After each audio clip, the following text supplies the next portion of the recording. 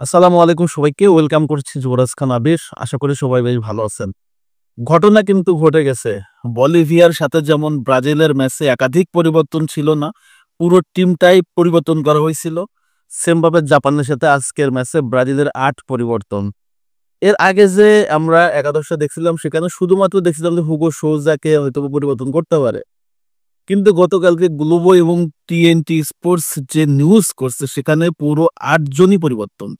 শুধুমাত্র আছে হচ্ছে ভিনিসিয়াস জুনিয়র আর মিডফিল্ডে ব্রুনো ক্যাসেমিরো ছাড়া পুরো জায়গাটা পরিবর্তন। এখন কে কে একাদশে ঢুকতেছে সেটা নিয়ে কথা বলবো, তার আগে বলি যে আসলে এত পরিবর্তনের কারণটা কার্লো আনচেলত্তি কি বলছে। কার্লো আনচেলত্তির মূল কথা হচ্ছে যে আমি মার্চ মাসে যে আমাদের হচ্ছে প্রীতি ম্যাচ আছে সেইখান থেকে আমরা বুঝতে পারবো যে আমাদের বিশ্বকাপ স্কোয়াডে আসলে কারা থাকতেছে। এর আগে যতটুকু সুযোগ আছে ততটুকু সময়ের ভিতরে আমাকে পরীক্ষা নিরীক্ষা করতে পর্যবেক্ষণ করতে হবে। কারণ দেখেন, আপনারা গতকালকে একটা ভিডিও দেখছেন, সেটা তো হচ্ছে যে কার্লো বলছে যে হ্যাঁ কোনো কোচ, বিদেশি কোনো কোচ কোনো দেশকে বিশ্বকাপে নিতে পারে নাই। কেন পারে নাই? কারণ সে ওই দেশের খেলোয়াড়, ওই দেশের সব প্লেয়ার সম্পর্কে তাদের ধারণা থাকতো না। বাট কার্লো আনচেলত্তি এই যে অল্প সময় এসে প্রত্যেকটা প্লেয়ারকে যেহেতু চিনে না, পর্যবেক্ষণ করতেছে, দেখতেছে, তারপরে তাদেরকে খেলাচ্ছে, সবকিছু মিলে একটা ভালো স্কোয়াড রেডি করতে যাচ্ছে, যার কারণে তার একটু সময় কিন্তু লাগতেছেই। আমরা হয়তো বা অনেক কিছু চিন্তা করি, বাট আমাদের চেয়ে গভীর ডিপ চিন্তা করে কার্লো আনচেলত্তি, বলেই সে ইতিহাসের সেরা কোচ, সফল কোচ। এখন আসেন যে এই যে পরিবর্তনটা করলো, সে স্পষ্টত বলছে যে আমাদের নভেম্বরে যে ম্যাচ আছে সেখানেও কিন্তু আমাদের টোটাল টিম শাফল করা হবে, টিমের ভিতরে রোটেশন করা হবে, যে আসলে কে আসলে পারফেক্ট বিশ্বকাপে যাওয়ার জন্য যোগ্য। সো আপনারা চিন্তাই করতে পারেন আজকে এবং নভেম্বর মাসে সেনেগাল, তারপর হচ্ছে তিউনিসিয়ার সাথে যে ম্যাচটা হবে সেখানেও কিন্তু এই পরিবর্তনগুলো আসতে যাচ্ছে। এখন আসেন জাপানের সাথে ম্যাচে ব্রাজিল দলে আসলে কোন কোন জায়গায় পরিবর্তন হয়েছে এবং কে কে ঢুকছে। গোলকিপার হুগো সোজা আসছে এখানে বেন্তুর জায়গায়, এটা পরিষ্কারই ছিল এবং এটা আগে থেকে ডিক্লেয়ার ছিল। লেফট ব্যাকে আসতে হচ্ছে ডগলাস সান্তোসের জায়গায় কার্লোস আগুয়েস্তো। এই নামটা অনেকের প্রত্যাশা ছিল, কার্লো হেনরিক্সও আছে, বাট কার্লোস আগুয়েস্তো আমার কাছে ভালো অপশন।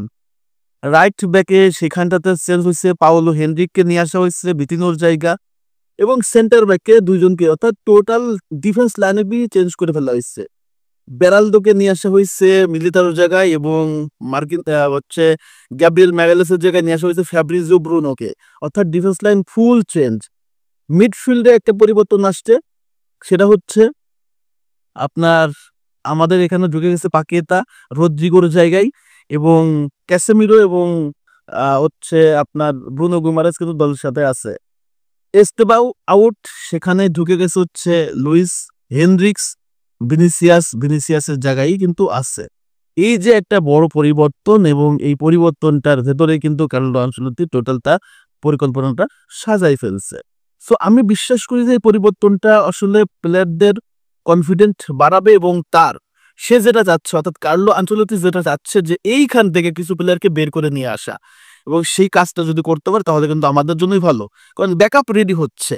এই যে হুট করে আমাদের ভ্যান্ডারসন ওয়েস্ট ইনজুরিতে পড়লো, ইতিনোকে সুযোগ দিল, এই যে প্লেয়ারদের যদি আসলে সুযোগ না দিত তাহলে কিন্তু আমরা পটেনশিয়াল জিনিসটা বুঝতাম না। কার্লোস আগুয়েস্তোকে আমরা দীর্ঘদিন যাবত চাচ্ছি, এবং তাকেও কিন্তু বুঝতে পারতাম না যে সেটা তার কাছ থেকে কি পাওয়া সম্ভব, কারো হেনরিকের কাছ থেকে কি পাবো সেটাও বুঝতে পারতাম না। সো এই যে পরিবর্তনগুলো আসছে, এই পরিবর্তনটার মাধ্যমে আলটিমেটলি একটা জিনিস উপকার হয়েছে, সেটা হচ্ছে যে আমাদের ব্যাকআপে আসলে কারা আছে, অর্থাৎ সাইড লাইনে কারা বসে আছে, বেঞ্চে কারা বসে, তাদের পারফরমেন্সটা কেমন, তারা আসলে ব্যাকআপ হিসেবে কতটা আমাদেরকে তাদের সর্বোচ্চটা দিতে পারে, এই জিনিসটা কার্লো পরখ করে দেখে যাচ্ছে। এটার জন্য কিন্তু জাপানের সাথে ম্যাচে টোটাল 8টা পরিবর্তন করছে কার্লো আনচেলত্তি।